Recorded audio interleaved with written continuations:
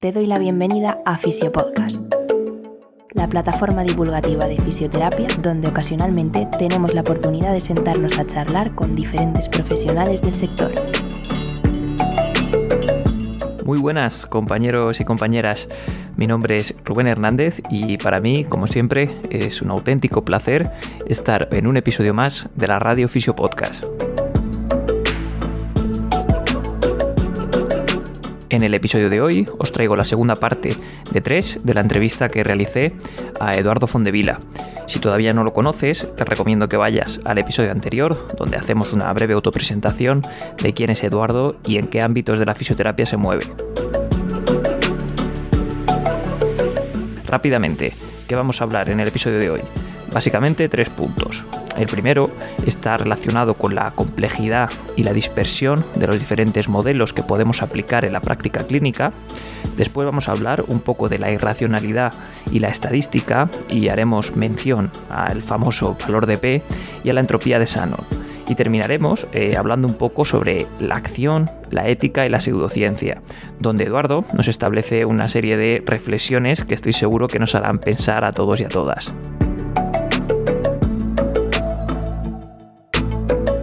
Desde aquí me gustaría agradeceros el apoyo que le disteis a Fisiopodcast Live. La verdad que fue una auténtica pasada. No me esperaba que fuese a salir tan bien. Y bueno, todo ese feedback que disteis en comentarios, la verdad que fue una pasada. Fue un debate muy bonito, muy enriquecedor. Así que bueno, solo me queda estar agradecidos por esa predisposición. Bueno, comentaros que todo el episodio ya está en YouTube. Lo tenéis de manera offline para quien no pudo verlo. Muy posiblemente lo suba también a esta plataforma para que esté accesible a todos los compañeros y compañeras. Casualmente, el Fisiopodcast Live se propuso en este episodio, surgió de este episodio, así que bueno, espero que lo disfrutarais y que, como digo siempre, sacarais algo en claro para mejorar vuestra práctica clínica.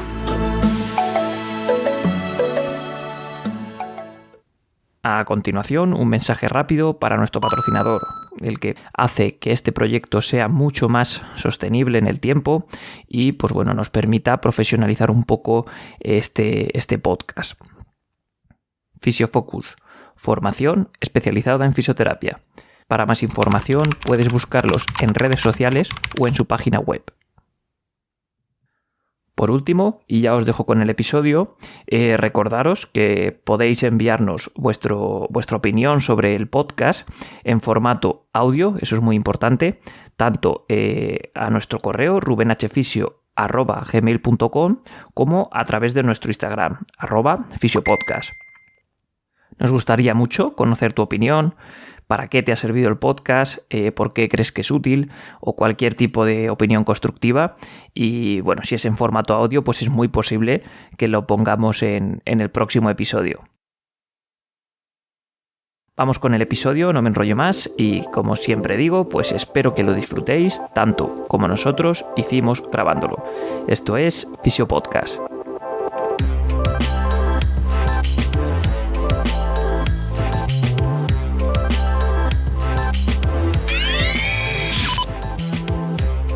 Y luego, por ejemplo, otro modelo más amplio que aquí te duele, aquí te pongo algo, sería el modelo psicosocial, por ejemplo, ¿no? Son modelos más amplios. En teoría, estos modelos, los modelos holísticos o el modelo psicosocial, psicobiosocial, al ser más amplios, están menos sesgados.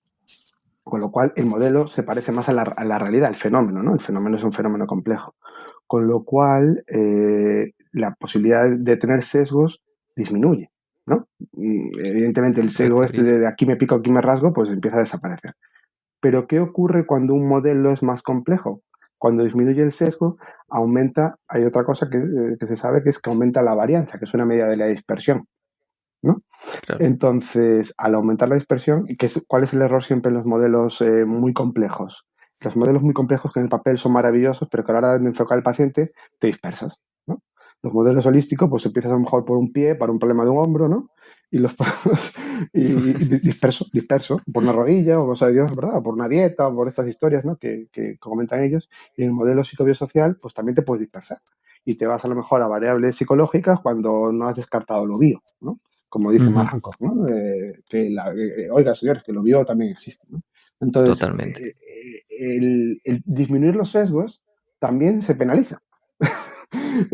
Por eso, que cuidado, hay que ir dando un poco fino, porque al tener un sesgo muy pequeño, es decir, tomar modelos muy complejos, también tenemos más probabilidad de dispersión, con lo cual aumenta aumenta el riesgo por otra vía. Bueno, claro. Esto también es un acicate positivo a la gente que tiene que utilizar modelos más restrictivos, que no se sientan mal, porque a lo mejor más vale estar un poco sesgado y disminuir la dispersión que no estar completamente sesgado y aumentar la dispersión. Desde el punto de vista de gestión de riesgo, ¿tú qué preferirías? ¿Un piloto que se disperse o un piloto que tenga un sesgo único pero de un riesgo controlado a la hora de subirte a un avión?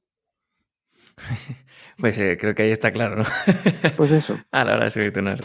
Sí. Si el clínico tiene un sesgo pequeño pero controlado, es mejor que no tengas sesgos y se disperse y la dispersión, pues en una de estas, la dispersión a veces se ejemplifica como lanzar flechas a una diana, ¿no? Sesgo, imagínate que tú si tienes un sesgo único siempre lanzas las flechas pues a dos traveses de dedo del centro, pero si tienes dispersión lanzas las flechas por toda la diana y a lo mejor una flecha sale fuera. Bueno, pues si la flecha sale fuera a lo mejor tenemos iatrogenio, ¿no? Que sería un poco el ejemplo. Totalmente. Creo que dependerá del paciente. Creo que a lo mejor hay pacientes, ¿no? que sí que te interesa más buscar un equilibrio, otros que te interesa ir más a un atajo rápido y claro, depende del contexto a la que lo estabas comentando tú. Pero siempre buscar un equilibrio, ¿no? Y depende. Por supuesto, pero fíjate que ahora en la realidad ya lo hace los que tienen skin the game, los clínicos, lo hacen. Me refiero, una cosa es que Desde todos luego hablemos del modelo psicosocial, psicobiosocial o del holismo, cada uno en verdad en su película, ¿no? Depende de la sensibilidad que tenga cada fisioterapeuta, y tú lo tienes claro, que la realidad es así, pero cuando tú tienes el paciente delante, utilizamos por supervivencia, utilizamos atajos y reduccionismos. Pues pensamos empezamos a reducir la incertidumbre. Pues el del holismo empieza a hablar de hipomovilidad e hipermovilidad, ¿no? Porque es un atajo más simple que pensar en las múltiples conexiones que tiene que haber, ¿no? Y es racional hacer eso. ¿Vale? El del modelo psicobiosocial lo tiene muy claro, pero bueno, vamos a ver bien lo bio primero, ¿no? O lo psico, depende de la sensibilidad de cada uno, ¿no?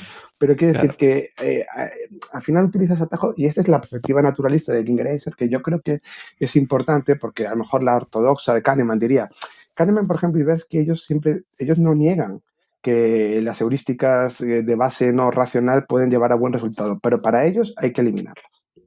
Entonces, porque son irracionales los juicios que están subyacentes y hay que eliminarlos. Y, hombre, depende. En un contexto puramente clínico, yo me inclino más a pensar en la otra perspectiva.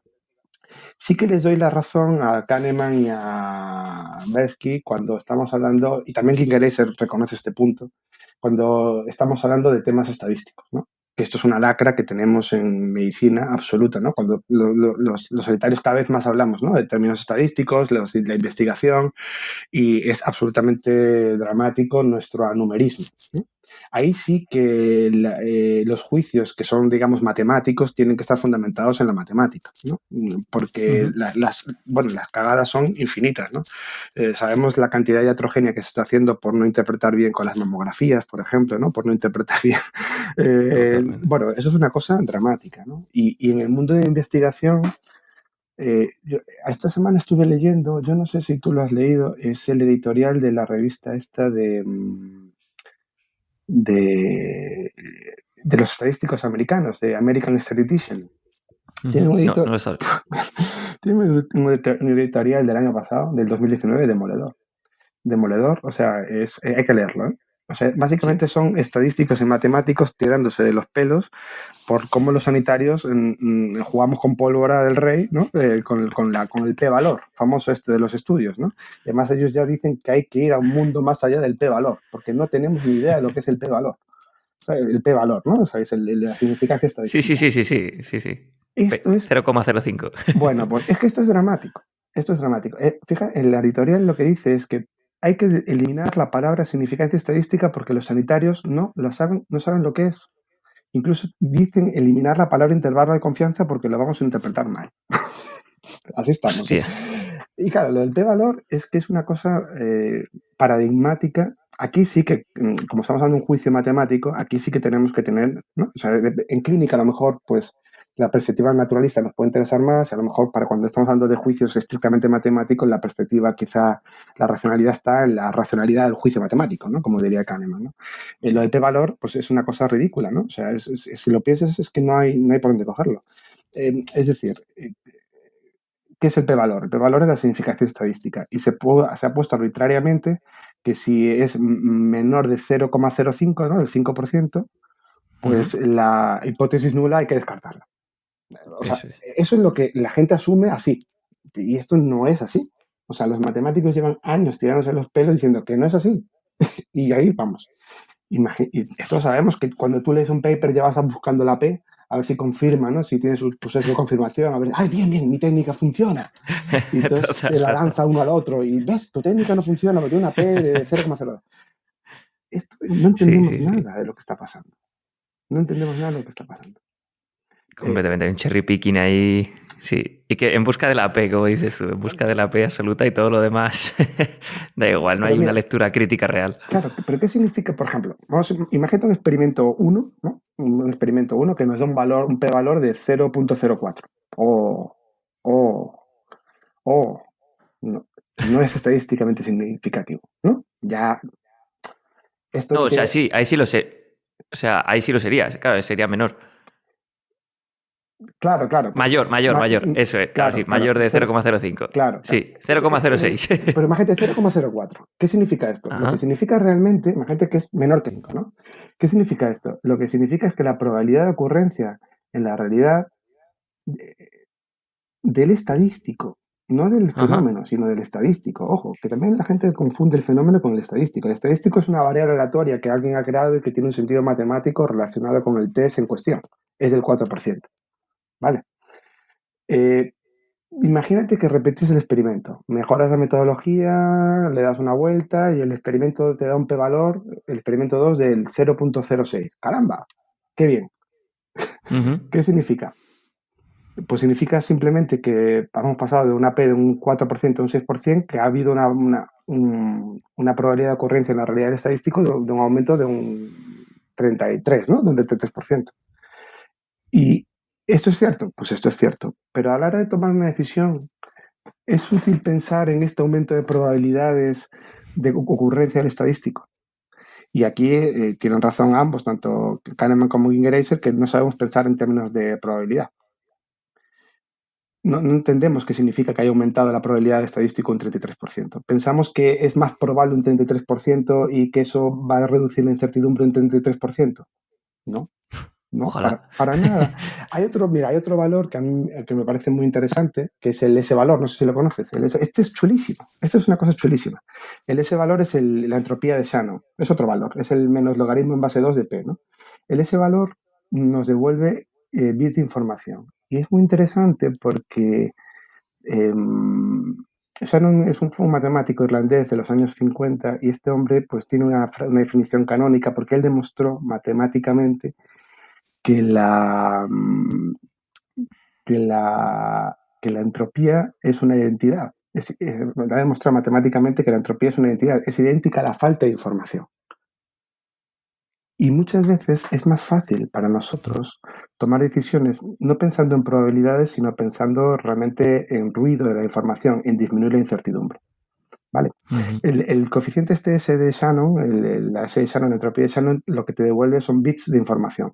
Y hay que verlo en sentido relativo. Por ejemplo, si un S de Shannon de 7 significa 7 bits de información y siempre significa 7 bits de información contra la hipótesis nula, que son más que 3 bits de información contra la hipótesis nula y menos que en 50 bits, ¿no? ¿Por qué es interesante el S-valor? Fíjate, el S-valor es interesante porque es mucho más fácil de entender esto que estamos hablando de la P, ¿no? Del valor P, en términos de información que en términos de probabilidad. Por ejemplo, el S-valor para los experimentos que hemos dicho, ¿no? Imagínate un experimento con una P de 0,049 en el límite, ¿no? Y el experimento 2 con una P de 0.051. Ahí, uno 0,49 y otro 0,051, donde ponemos la divisoria artificial del 0,05. Pues fíjate, ese valor para el primer experimento, para la P de 0,049 es 4,35. ¿Qué significa esto? Que tenemos 4,35 bits de información contra la hipótesis nula. Para el segundo experimento, la P era 0,051. Tenemos ese valor que es 4,29. ¿Qué significa esto? Que paso de tener 4,35 bits de información contra la hipótesis nula a tener 4,29 bits de información. Es decir, se ha reducido la incertidumbre pues 4,35 entre 4,29 en 1,4%. Eso es lo que nos dice ese valor. Visto así no es tan agradable, ¿eh? Claro, entonces, ese es el valor. Todo esto significa P. Entonces, del 4,9 al 5,1%, donde mágicamente ponemos una barrera en el 5%, lo único que sabemos es que la incertidumbre, utilizando la entropía de Shannon, que es este otro parámetro, sabemos que la incertidumbre simplemente se ha reducido un 1,4%. Ahora, viene la pregunta que hay que decirle al investigador. ¿Esto es suficiente para tomar la decisión? ¿Para descartar o no la hipótesis nula? Bueno, hombre, es que, cuidado. ¿Sabes?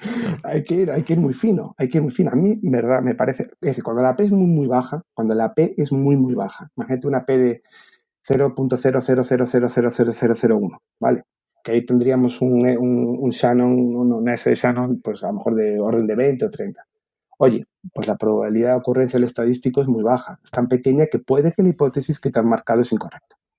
Aún así, pues mira qué sentido físico tiene tu test, sabes qué significado tiene la fórmula de estadístico de referencia, averigua de qué está hablando, sabes qué distribución tiene, por ejemplo, colas anchas o no escalables, si es más o menos, pues bueno, si todo apunta un poco hacia esa dirección y quieres trabajar con el p-valor, pues bueno, adelante, descarta tu hipótesis. Ahora, tomar decisiones solo con valores de p entre 0,01 y 0,05, solamente con eso, y que el investigador o investigadora acepte y descarte la hipótesis nula con ese valor de P en un intervalo, pues hay que justificarlo muy bien en un paper, y no se hace. ¿Te está gustando el contenido? Si es así, recuerda que puedes dejarnos tu me gusta y una valoración en iTunes. No te llevará más de 2 minutos y ayudas a que Fisiopodcast, el podcast de la fisioterapia sin apellidos y conciencia, llegue a mucha más gente.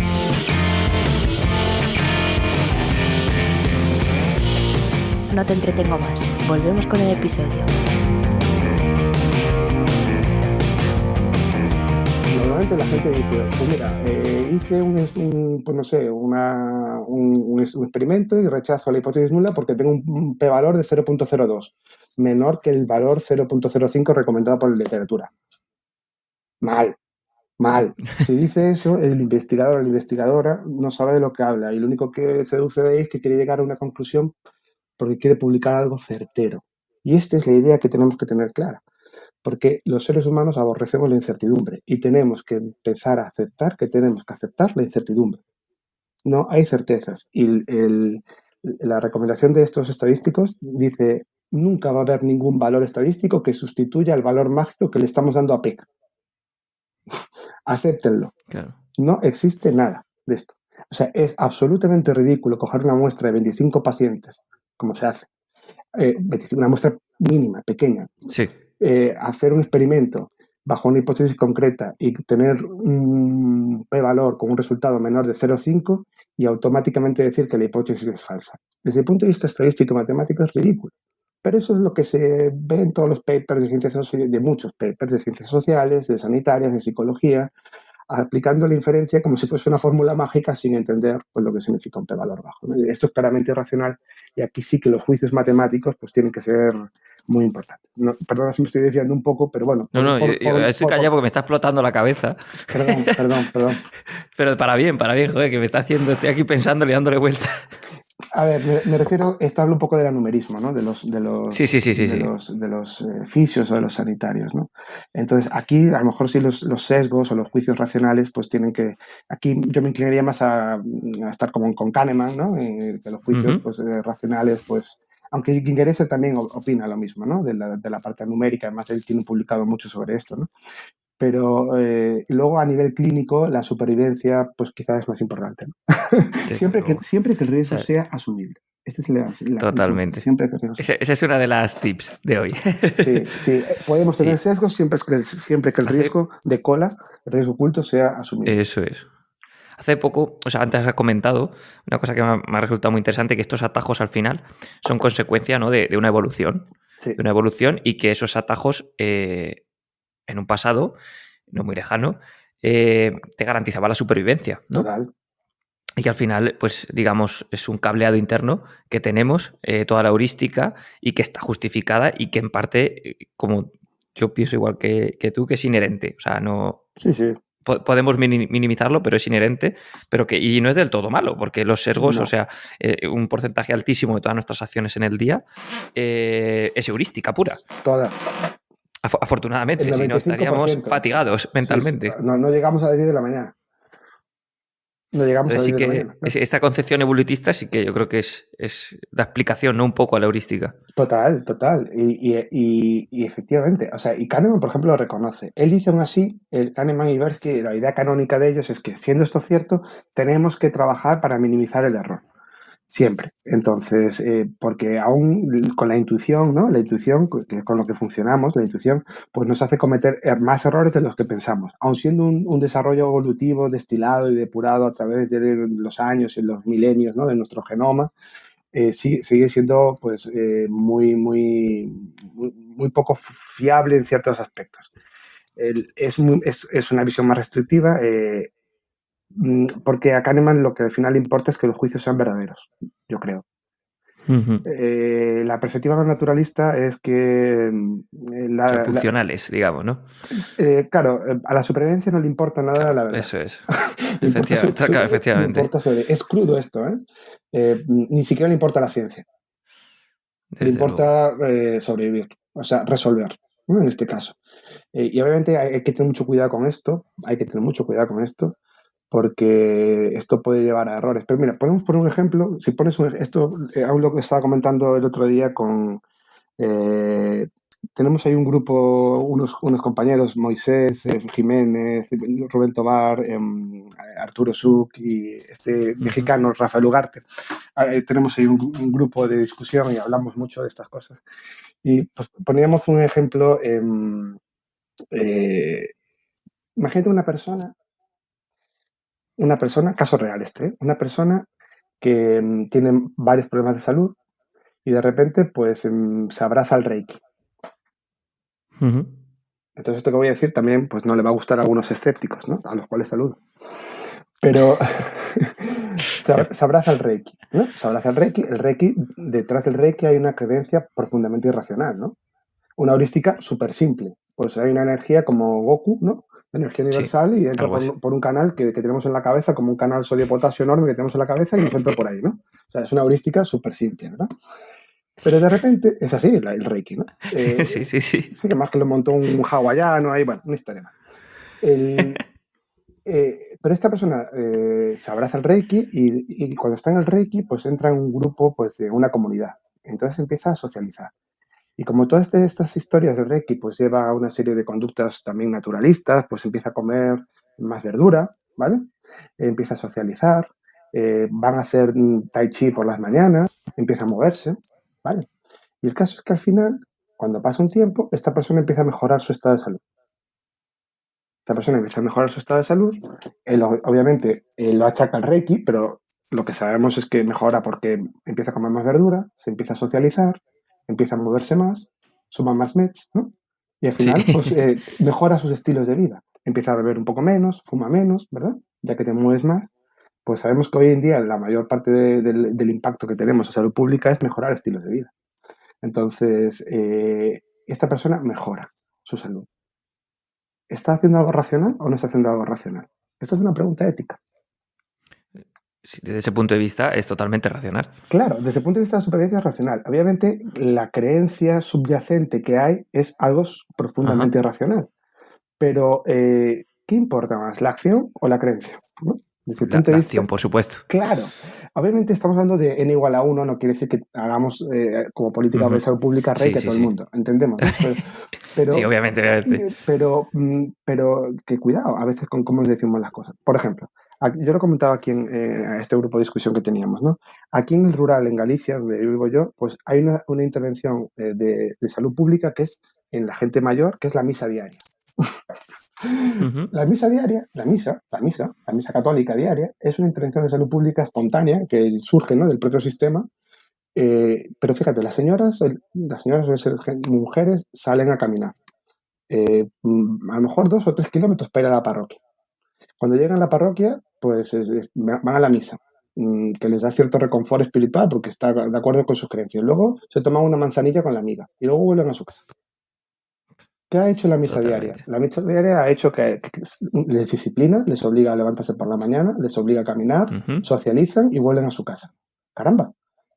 Ya se ha movido, ya ha socializado. Sabemos que estas dos son variables muy importantes con estilos de vida que están correlacionadas con la disminución de enfermedades, ¿no?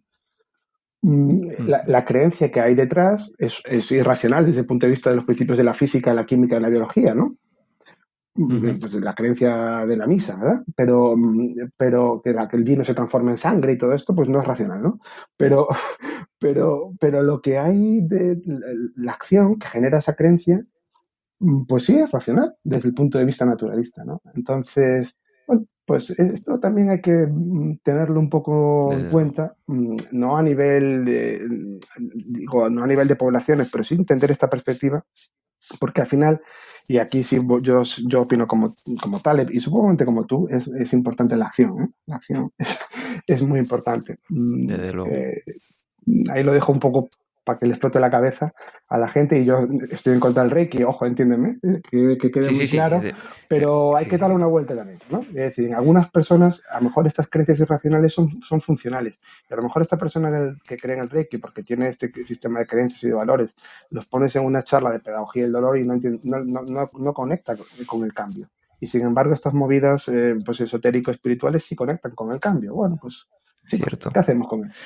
De hecho, totalmente. De hecho, yo me encuentro casos justo al contrario, de la persona que entiende perfectamente pues qué estilo de vida hay que seguir, o yo qué sé, qué deporte le puede venir bien, en fin. Y al final, muchas veces entran en una parálisis por análisis y al final no hacen la acción. Eso es. Entonces, quizá, claro, lo que tú has comentado, comentas un dilema prácticamente ético, porque no es otra cosa. Entonces, claro, es que da que pensar esto, daría para otro podcast, la verdad, sí. Pero sí queda bastante que pensar. A ver, de todas maneras, aquí... Claro, dime. No cometamos un error de escala, me refiero. Estamos hablando de individuos, no de poblaciones, ¿eh? Y no digo como política pública, lo que sabemos que tenemos que hacer es promocionar estilos de vida saludables, ¿no? Y las mejores políticas sanitarias son políticas sociales. Pues no fumar, no abusar del alcohol, no estar con solo, la mejor ética posible, claro. Ahora, a veces el medio para llegar, pues bueno, en cada persona va a ser un poco diferente. Puede ser. Totalmente. Y hay que aceptar esto, yo creo. Porque es más importante, como tú dices, yo creo que es más importante que la gente se mueva y fume menos y no sé, abuse menos del alcohol y socialice, aunque crea la transustanciación del vino, ¿no? Estoy decir, a que no lo haga. Sí. Totalmente. Y como clínico es más interesante crear puentes antes que destruirlos, porque es que entiendo que, a ver si vas a ir como clínico y con la mejor intención posible, ojo, y le comentas que el Reiki, hombre, le hablas, tal, y al final deja de hacer esos estilos de vida saludable y vuelve a un estilo de vida de mierda. Entonces, cuidado ahí, cuidado. Claro. Este es el tema. Y luego encima pues la gente se mueve y empieza a medicalizarse menos, se desmedicaliza. Ellos van a achacarlo a Reiki, pero al final es porque se está mejorando sus estilos de vida. Bueno, pues que vaya con eso, hombre. Efectivamente. ¿Quién eres tú como para...? Que vaya, hombre. Pues sí, es verdad. Vale, y por ir un poco ya, vamos a... bueno, por cierto, dejo aquí abierta la mesa redonda que me has comentado ese grupo. Yo ahí lo propongo. Podemos hacer un día aquí un podcast libre ya. Sí. Totalmente, bueno, ahí lo dejo. Tenemos ahí, es un grupo extraordinario, estos compañeros. Fíjate, hablando de esto, Moisés Jiménez, profesor de la Universidad de Valencia, comentó una frase que además Moisés es una persona extraordinaria y una mente brillante. Y él, hablando un poco sobre la pedagogía del dolor y también las implicaciones que estamos teniendo con esto, él decía, es que Moisés es directivo de la SEFIT, ¿no? Y uno de los promotores de estas ideas de la Pen Revolution desde hace más de 10 años. Y Moisés Jiménez decía, fíjate que en el modelo cognitivo-conductual, Eduardo, creo que hemos puesto más atención en lo cognitivo que en lo conductual, ¿no? y es lo conductual realmente lo que es importante. Pues, qué bueno. Y realmente es cierto que la educación es importante, es cierto que las intervenciones educativas son fundamentales, pero lo importante es la acción, ¿no? Y esta es una reflexión de Moisés Jiménez que a mí pues traslado aquí, ¿no? Aquí en la audiencia, porque realmente estoy absolutamente convencido de que tiene razón. Qué bueno. Y traslado al grupo la idea del podcast, pero eso puede ser un poco friki, ¿eh? Ya aviso. Sí, bueno, pero es que somos así, Edu. Está en nosotros. Ya, Hasta aquí el podcast de hoy. Si te ha gustado el contenido y crees que puede servirle a más gente, se agradece que lo compartas.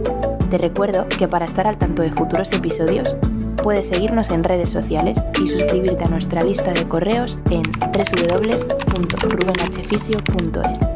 Gracias por tu tiempo y nos vemos en el próximo.